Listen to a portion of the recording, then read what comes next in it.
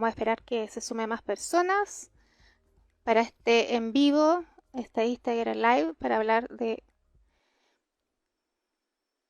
cómo podemos ayudar a comunicarnos efectivamente con nuestros hijos e hijas y así apoyarlos a los niños cuando tienen conductas problemáticas.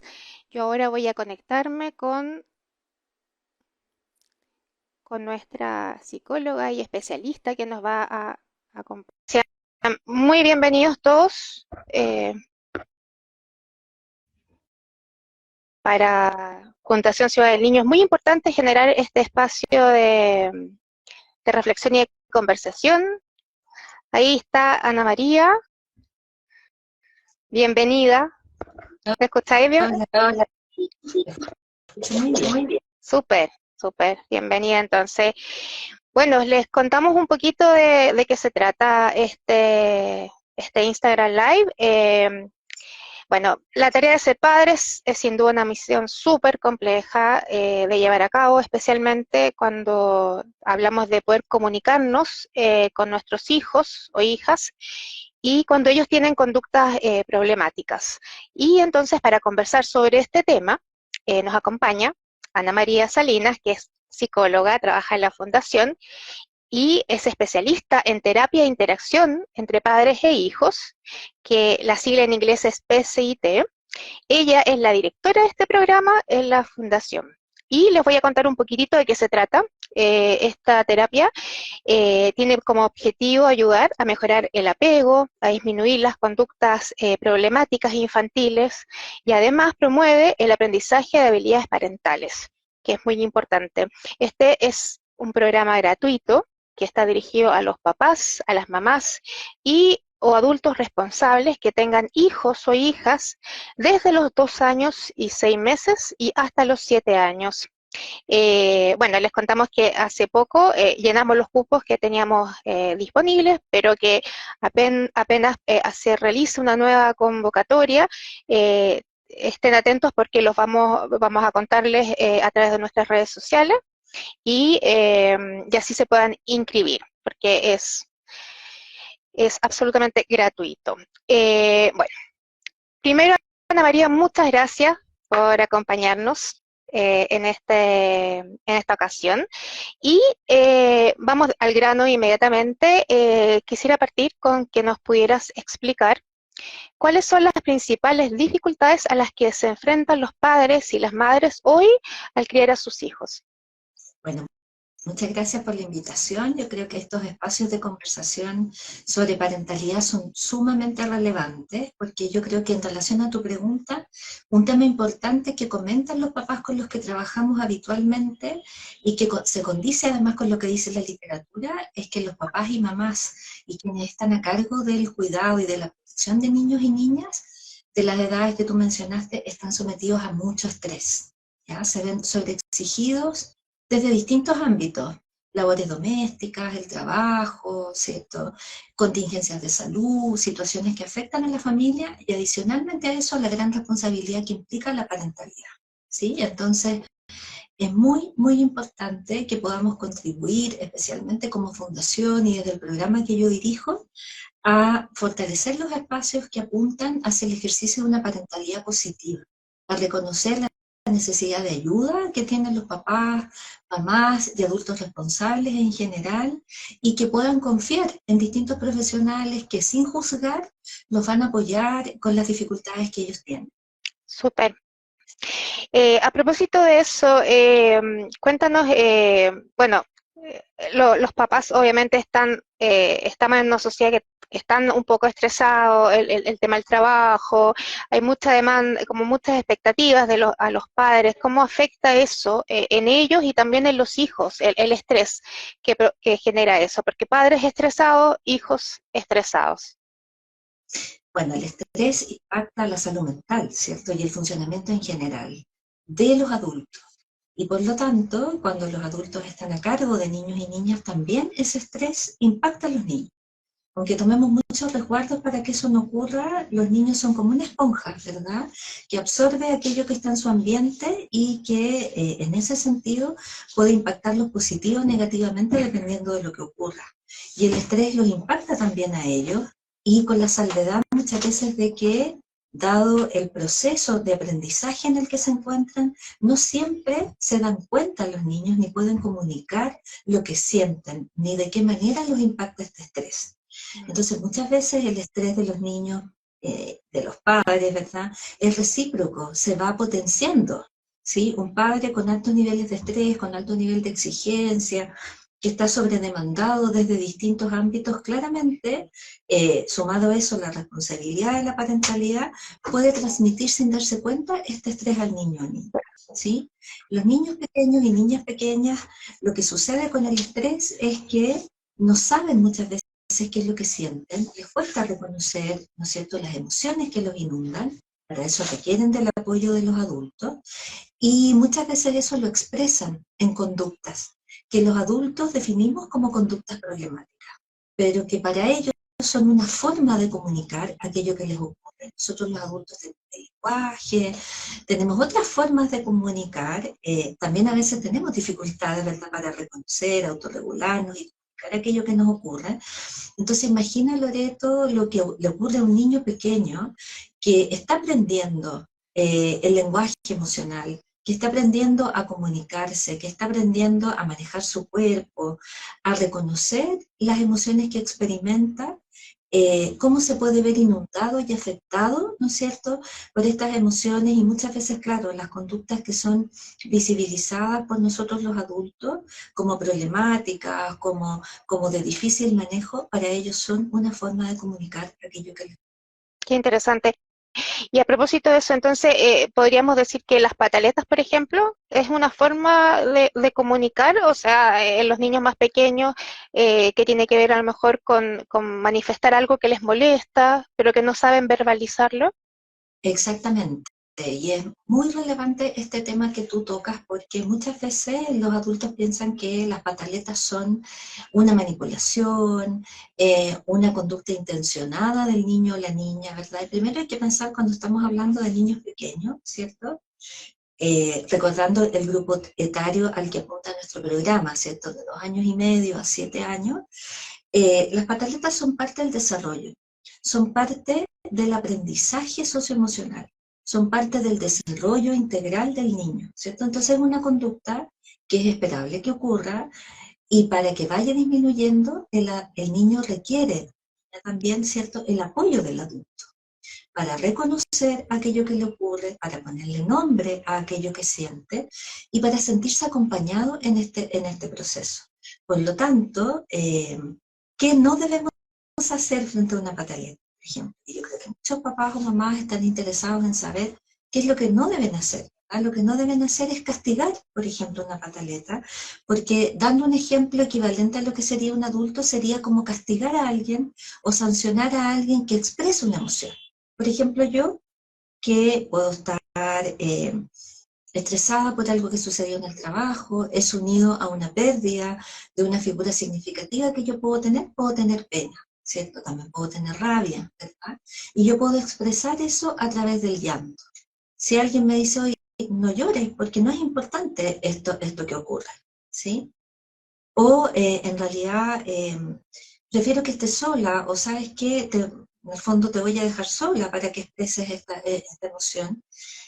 Claro, uno no se siente acompañado con eso, uno no se siente validado, por lo tanto, lo que no debemos hacer frente a una pataleta es ignorar, invalidar, entender esto como eh, una conducta intencionada, cuando en realidad el niño está en un momento del desarrollo, o la niña, en el que está aprendiendo, en el que tampoco tiene mucha idea de aquello que siente, y por lo mismo requiere el apoyo de un adulto para manejar aquello que le está sucediendo. Eh, sí, cuando hablamos entonces, tú hablabas te pregunté por las pataletas y eso, tú decías que hay que acompañarlo, que hay que validarlo.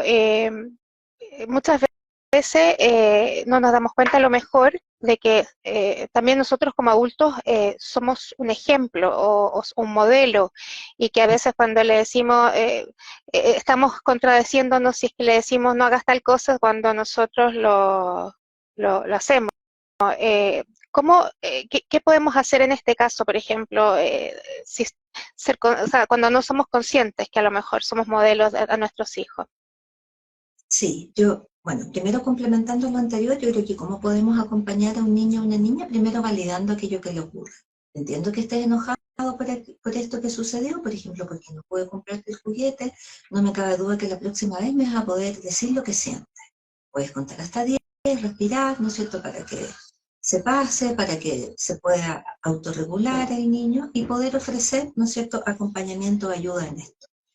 Y claramente los niños pequeños además, y así lo dice toda la evidencia, aprenden de los adultos, aprenden de aquello que observan, de aquello que ven, ¿cierto? Entonces, nosotros también como adultos debiéramos ser cuidadosos, teniendo claro qué tipo de persona queremos formar, revisar también nuestras propias conductas, nuestros propios comportamientos y reflexionar sobre aquello que, si no nos gusta que haga nuestro niño, el ideal es que nosotros seamos un ejemplo y no lo hagamos.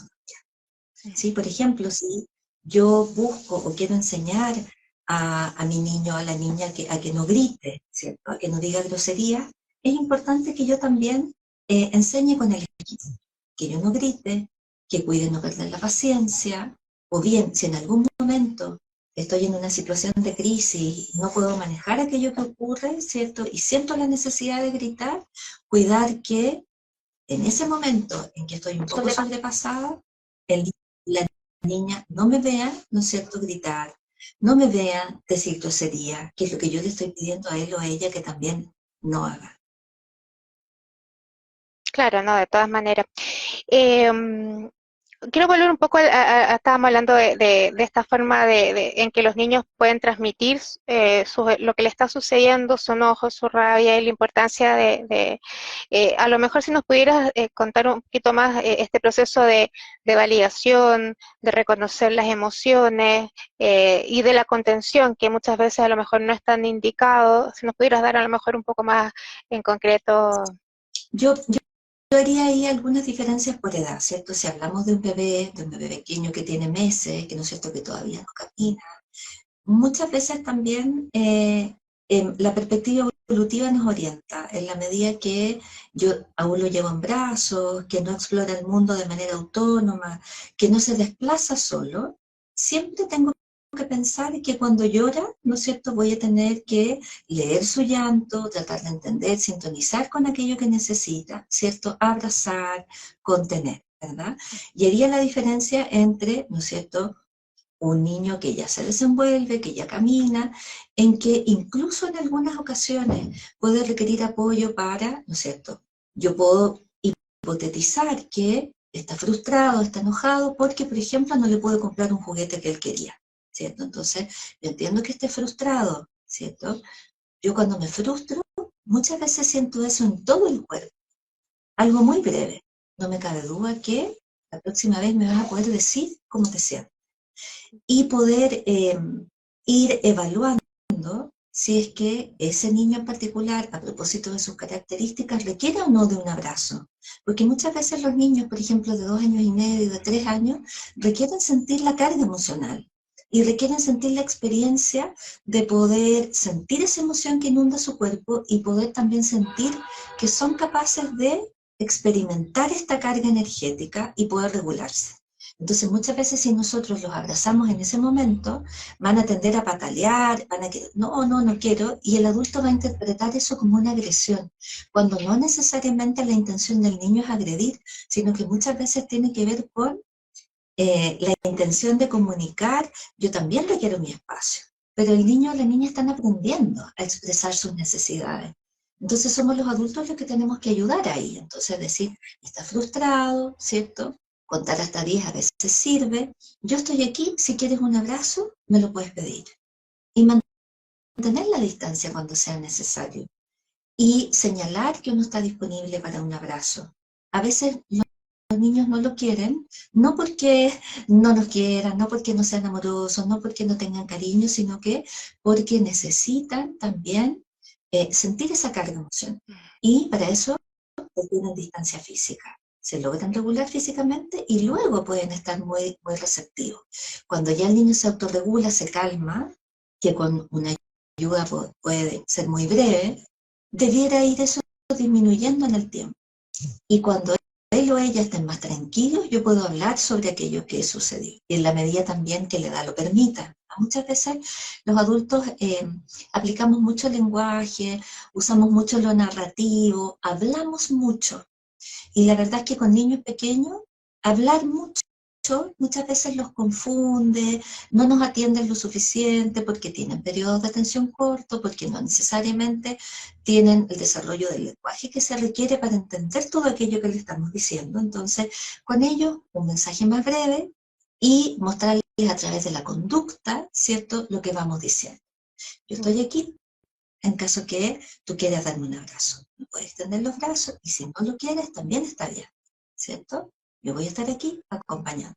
¿Sí? Y que también ellos nos vean a nosotros en un episodio en que yo puedo sentir mucha rabia, por ejemplo, hablar de las emociones. Hoy día tuve un mal día y estoy un poco enojada. No tiene que ver contigo. Y para poder calmarme, voy a dar una vuelta por el patio, o voy a contar hasta 10, o voy a tomar un vasito de agua, porque quiero ponerte completa atención cuando tú quieras interactuar conmigo. ¿Sí? Entonces, hablar de las emociones, a lo cual tampoco estamos muy acostumbrados, es también un muy buen ejemplo para los niños. Oye, es súper importante y me estoy acordando de lo que habíamos hablado antes de la manipulación, que muchas veces los niños, uno dice, ah, está manipulando, y en realidad no, no es eso. Entonces, ojo también, pero quería cambiar un poco de tema y abordar algo que también es súper importante, que a los padres y las madres nos cuesta poner límites, nos cuesta, muchas veces pensamos que es algo negativo o... ¿por qué los niños necesitan reglas y necesitan límites? Bueno, yo creo que lo primero que hay que decir respecto de las reglas, ¿cierto?, es que los límites generan también un continente, protección, certeza, seguridad. En la medida que no hay límites, no hay continente, no hay certeza, no hay percepción de seguridad.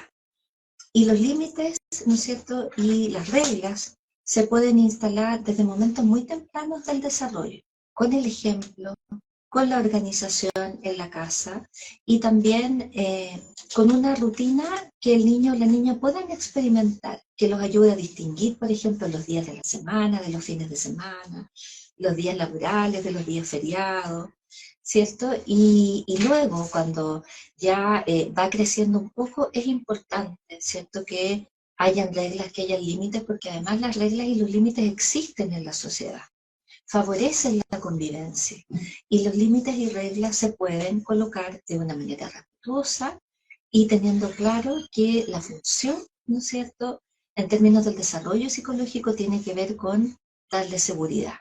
Un niño que no tenga límites, que no tenga reglas, tiene mucho control, y el excesivo control para un niño pequeño le genera mucha ansiedad. Y cuando hay altos montos de ansiedad, eso genera dificultades incluso a nivel cerebral, ¿cierto? Y la ansiedad también tiene que ver con conductas problemáticas. ¿Por qué? Porque los niños, cuando sufren ansiedad, estrés, ¿cuál es la forma que tienen de comunicarlo cuando son pequeños? Generalmente es a través de la conducta. Y cuando hablas de eso, qué difícil es buscar el equilibrio, porque uno o va y se convierte en un padre o muy autoritario con muchos límites, o en un padre a lo mejor que no pone límites. ¿Cómo buscar un equilibrio medianamente sano? ¿Qué límites hay que poner sí o sí? Que nos pudieras a lo mejor dar ejemplo. Yo creo que un eje orientador que puede ayudar a discriminar es, ¿no es cierto?, todo aquello que tiene que ver con el cuidado, con la protección, con la salud del niño o la niña, requiere, ¿cierto?, participación de los adultos en la toma de decisión, ¿sí? Y un cierto orden en términos de cómo funcionan esos aspectos o esos ámbitos. Por ejemplo, que un niño esté escolarizado, que tenga educación preescolar, que asista a primero básico, ¿no es cierto?, es un derecho. Y por lo tanto, yo no debiera hacer participar al niño de si quiere ir al colegio o no, porque esa es una decisión que le corresponde a los adultos que lo cuidan y lo protegen. Por lo tanto, ¿por qué te lo comento eso? Porque Muchas veces la crianza respetuosa se ha confundido Mm, con preguntarle todo al niño. ¿Quieres ir al colegio?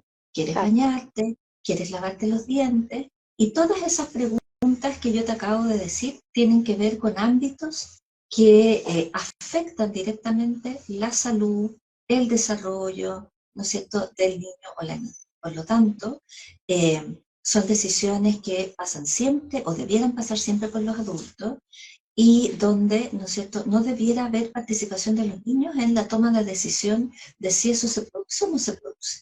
Por ejemplo, lavarse los dientes es algo que tiene que ver con la higiene y la salud. Por lo tanto, no debiéramos poner a un niño en la situación complicada de decidir si quiere o no quiere lavarse los Ujú. dientes.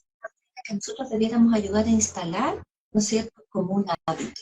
Y por supuesto, apoyar también con el ejemplo, que el niño o la niña hacer lo mismo.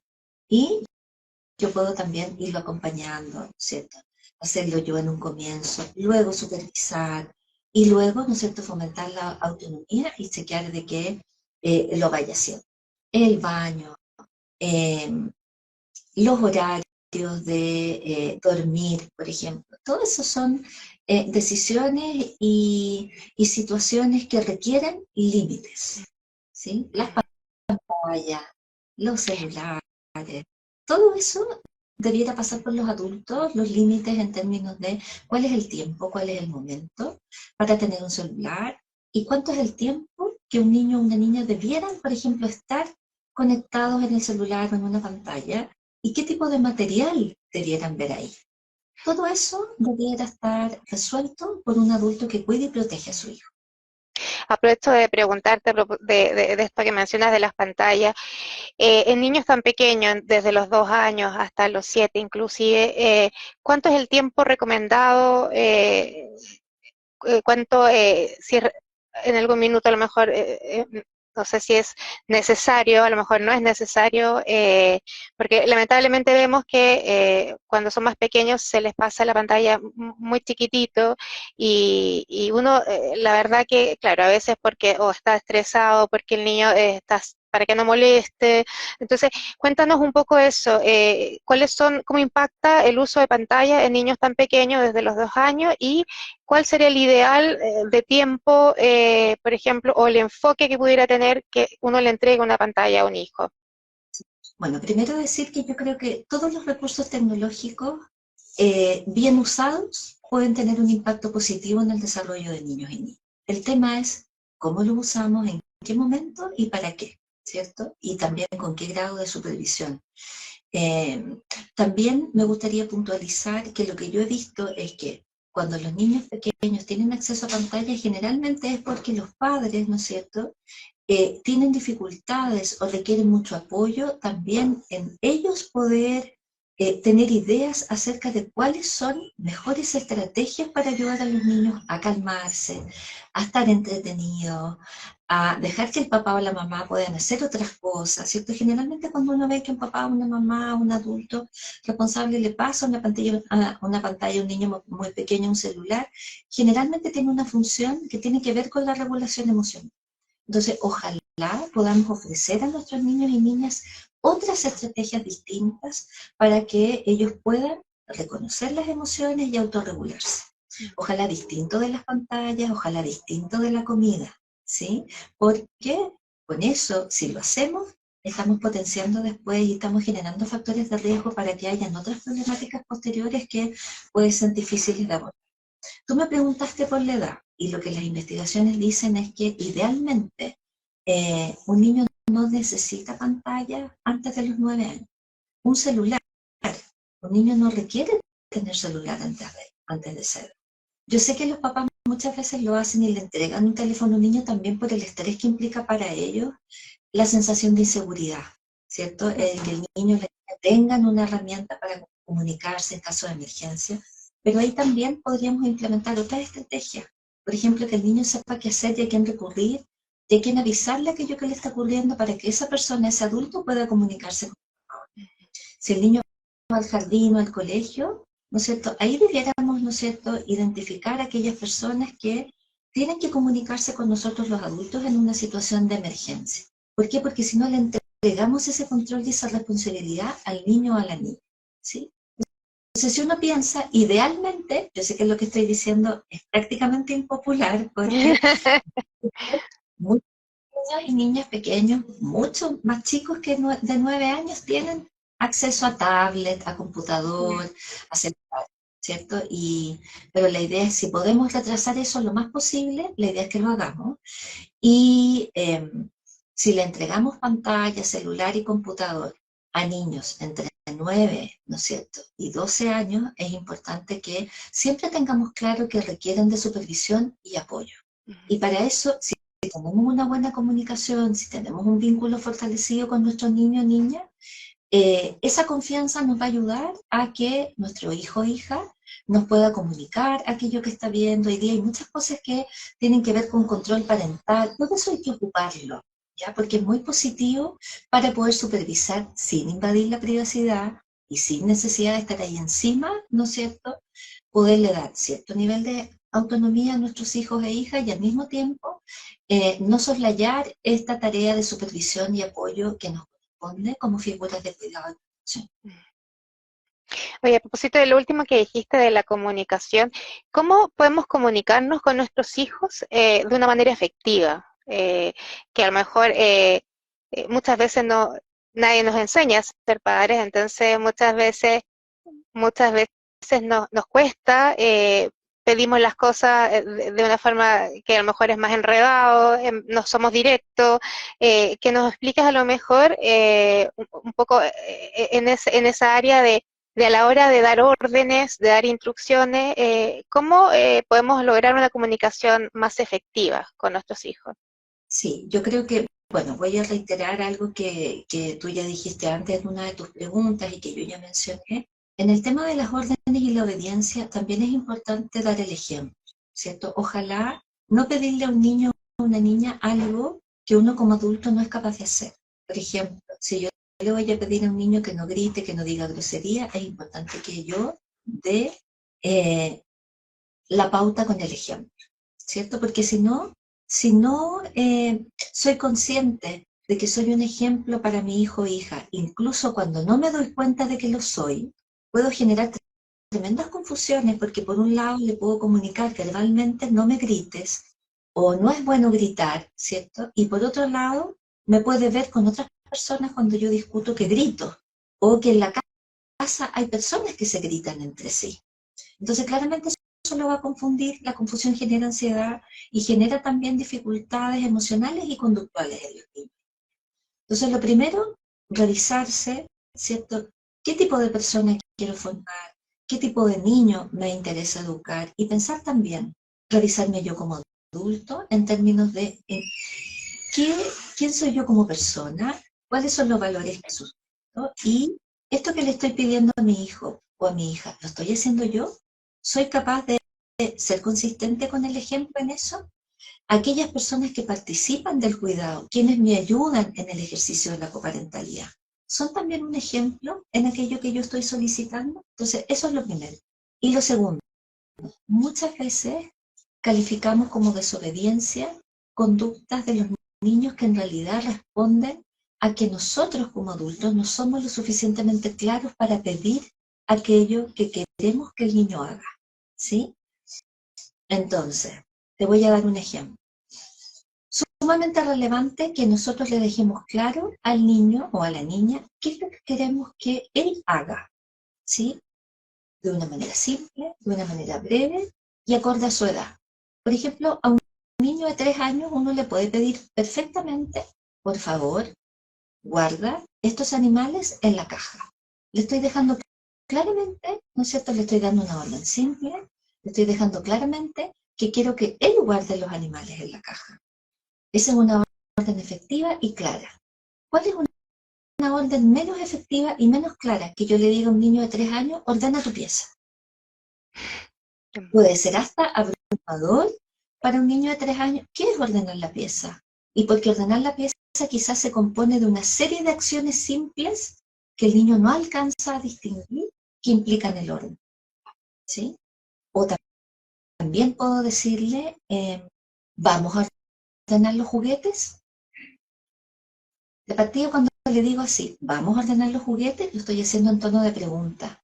Y tengo que tener claro que si yo hago una pregunta, existe la posibilidad de que una respuesta sea negativa. ¿Vamos a ordenar los juguetes? En la medida que pregunto, tengo que tener claro que hay opciones y que el niño me puede decir, no quiero. ¿Sí? Y si le digo, vamos, además, estoy ocupando el plural, lo cual es bastante confuso en términos de lo voy a hacer yo, lo vas a hacer tú, lo vamos a hacer juntos, ¿quién lo va a hacer? ¿Sí? Entonces, ser breve, dar órdenes simples, acordes a la edad del niño, preocuparse siempre de que lo que yo le estoy pidiendo que haga, yo tenga la certeza de que lo puede hacer. Por ejemplo, si un niño de 3 años está aprendiendo los colores y yo le digo, guarda ese camión azul, y todavía está aprendiendo los colores, no tengo la certeza de si eso realmente lo puede hacer, y si no lo hace quizás no es porque sea desobediente, sino que es porque no sabe cuál es el camión azul. ¿Sí? Y todas estas cosas que están tan instaladas en la cultura, hay que, vamos a, son una manera muy confusa de pedirle al niño que haga aquello que yo quiero. ¿Sí?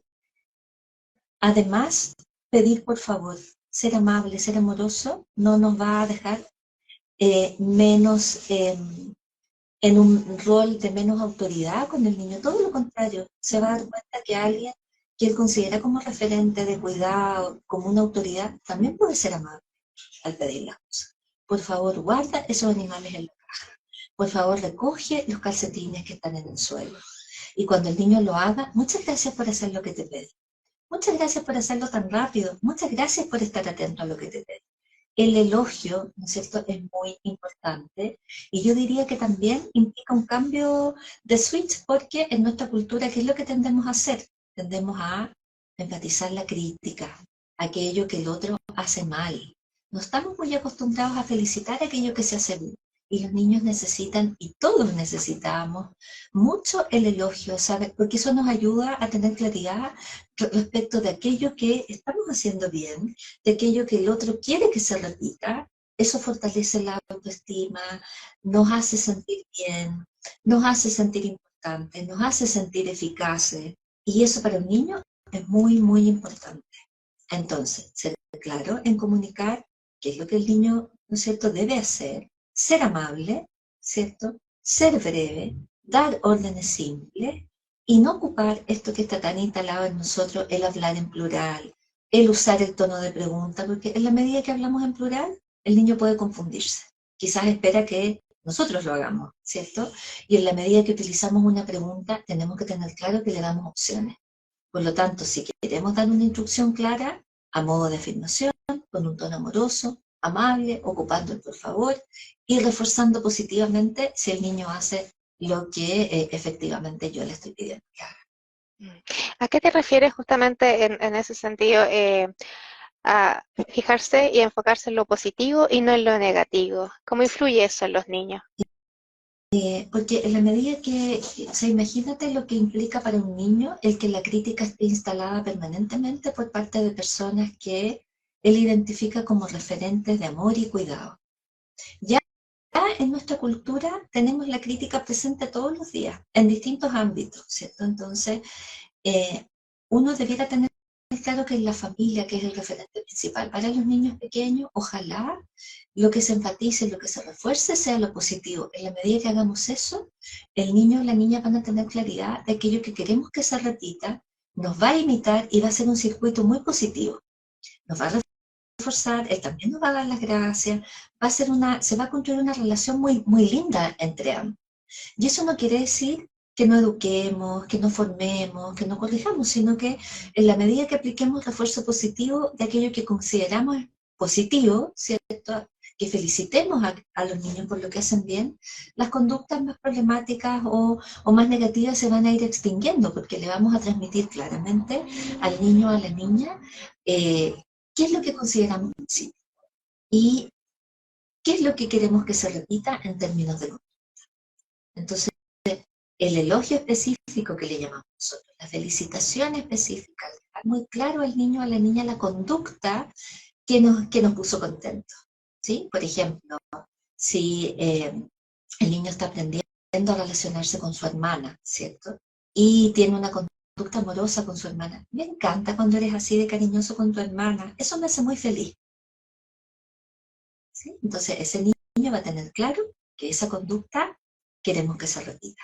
Y lo va a hacer de nuevo. No le quepa duda que cuando reforzamos positivamente, cuando elogiamos claramente a los niños, ellos van a tender a repetir esas conductas. Entonces, todas las conductas que veamos que son más prosociales, que tienen que ver con hacer aquello que les pedimos, que sea positivo, claramente se va a tender a repetir si utilizamos el elogio, la felicitación específica para poder acompañar y reforzar el que esas conductas se. Mm. Te quería preguntar, mucho se habla de aprender habilidades parentales.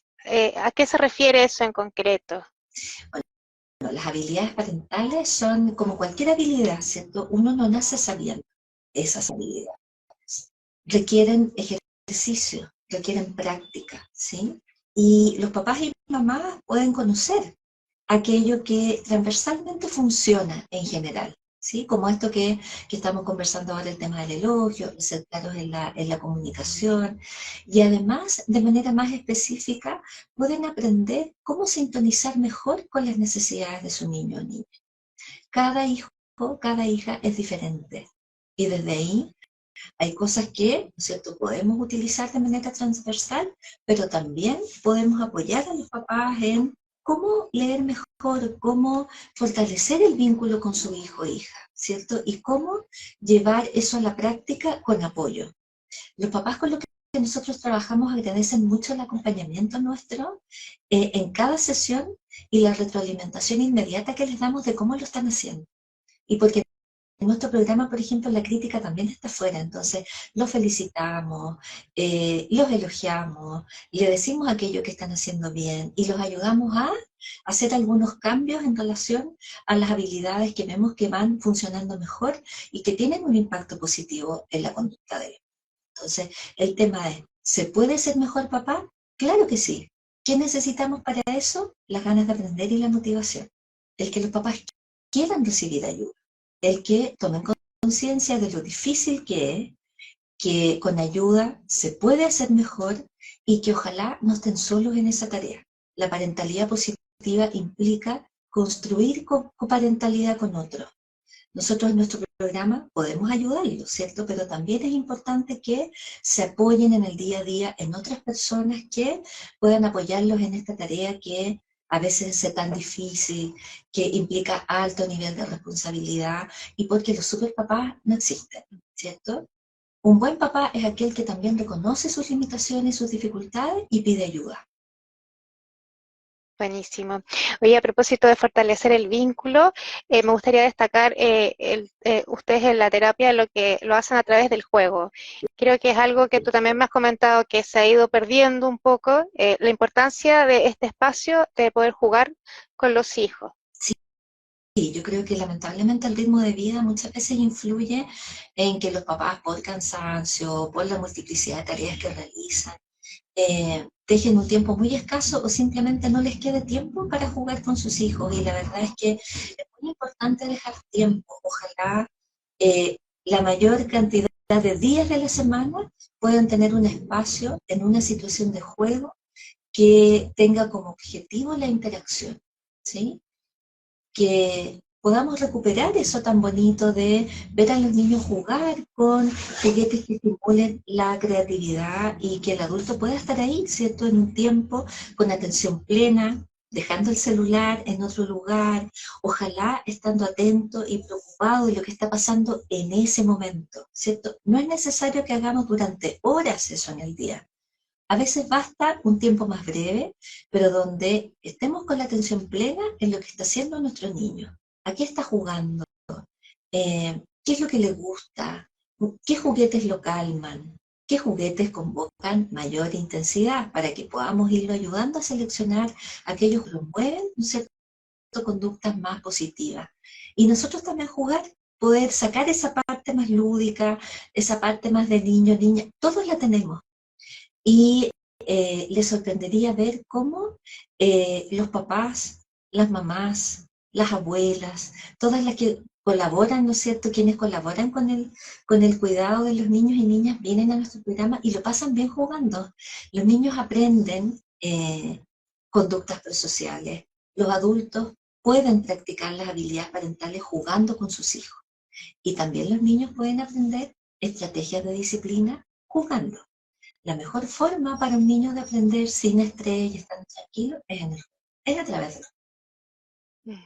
Oye, muchísimas gracias, súper, súper interesante todo lo que nos has dicho y has comentado. Es esperanzador porque claramente los padres estamos estresados y muchas veces no sabemos o creemos no saber si lo estamos haciendo bien o no, pero, pero muchas gracias por estos consejos, por los tips. De todas maneras, tenemos que tratar nuevamente abordar estos temas porque realmente son temas súper interesantes y que es muy importante sobre todo en la infancia cuando son pequeñitos. Así que te agradezco muchísimo, Ana María, a todos los que se unieron con nosotros y estuvieron y participaron. Muchas gracias y nos vemos en la próxima. Chao, que estés muy bien. Sí, Chao, chao, sí, gracias. muchas gracias.